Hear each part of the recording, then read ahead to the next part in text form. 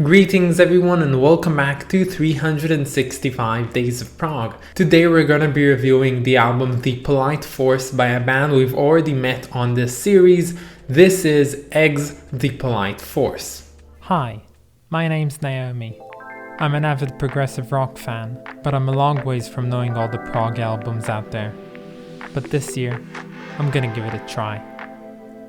This is 365 Days of Prog.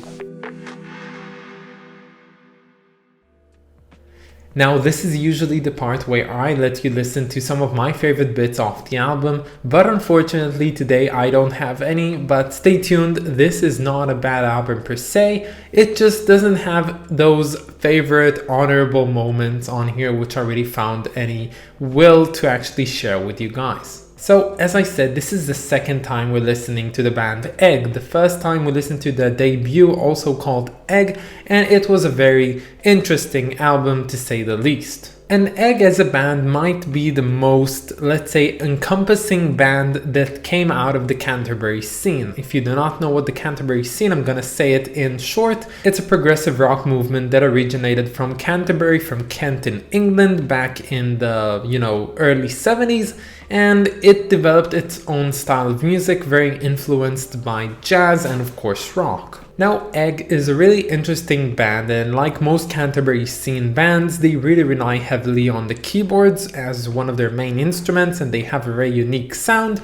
And much like other Canterbury scene prog bands, they also have a lot to be desired when it comes to the singing. Now, luckily, this album not features a lot of singing. It has a few vocals on the first two tracks, but other than that, this is an instrumental album. And unlike bands like Caravan and Khan, which you've listened to on this list, and Hatefield and the North, which we'll get to in the future, Egg did choose not to be so accessible with their music, and instead they chose to try and extract the essence of prog and record it onto an album. Now, that being said, the music on here can be enjoyable, but I don't think enjoyment is the main reason they actually made this music. I think expression came before accessibility on here, and I totally get that, So back when I reviewed the first Egg album, I basically felt as if this was prog music stripped of all its shells. Yes, I'm gonna make egg puns today, but it was stripped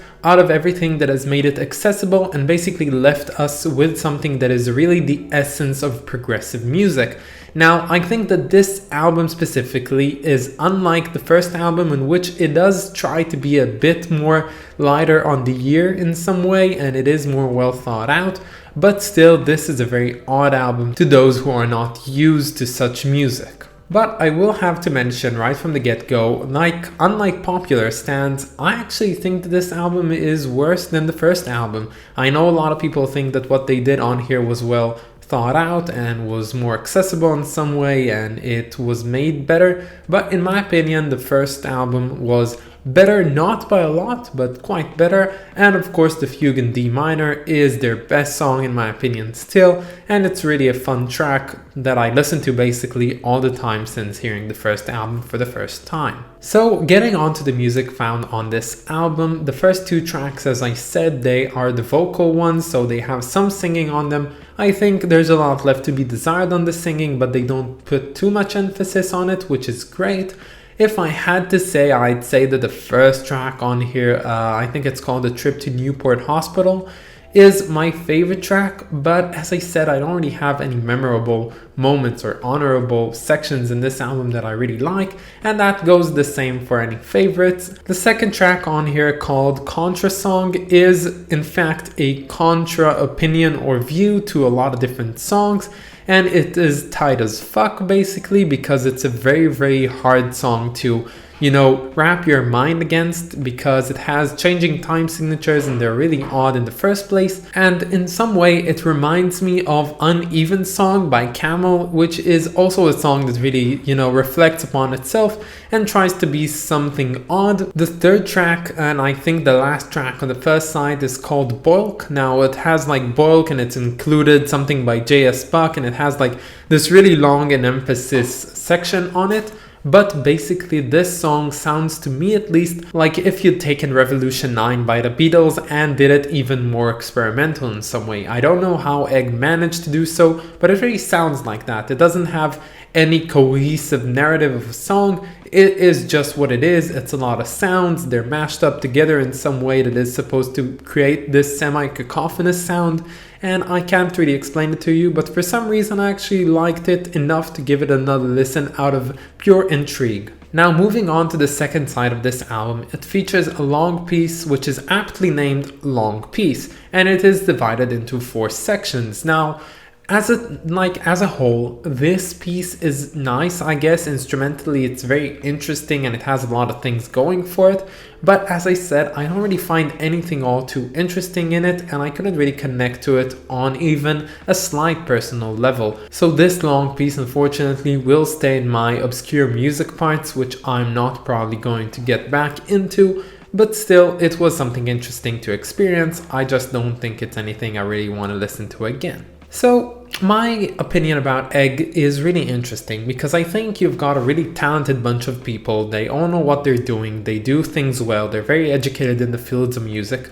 But still, they've chosen to do things which are out of the norm, and they didn't try and be appealing to the many and the people. They actually tried doing what felt best for them, and I kind of get it, you know? There's some places in life where you can choose to do things that propel some idea that you have forward without actually giving in to the, will of the masses. And this is exactly what Egg did. They just went ahead and said, well, we know what to do with music, we're very educated in it, but we're gonna do what we feel is right about our music and in the prog genre as a whole. And if you're gonna like it, you're gonna like it, and if you're gonna hate it, well, okay, you don't have to listen to this kind of music. And I do have to admit that what they did make in their short time as a group, they only made one more album besides the 2 we've already listened to.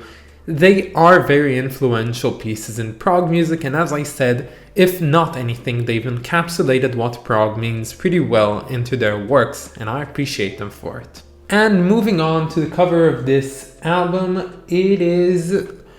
I don't know what this cover is. I actually don't know, but I will say that I prefer the first, so I guess you got that. So overall, when it comes to the rating of this album, I know that this album gets a lot of praise by a lot of people, and I think it's for various reasons, some of them justified, some of them kind of odd. But I guess that after one listen, I just didn't really get it all the way through, and that's fine because maybe in the future I'll get to listening to it more and I'll find more about it that I like. But for now, this album is gonna receive a pretty mediocre 5 out of 10 for me. I think it's a fine album, it's just really odd, but I don't think it's bad in any way. But that is about it, guys. I hope that you enjoyed this one, and stay tuned for tomorrow because we're going to be listening to Valentine's Suit by Colosseum, one of the earliest albums we're going to find on this list, and I'm very excited for it. But until then, have a wonderful day, and I'll catch you all tomorrow. Bye, guys.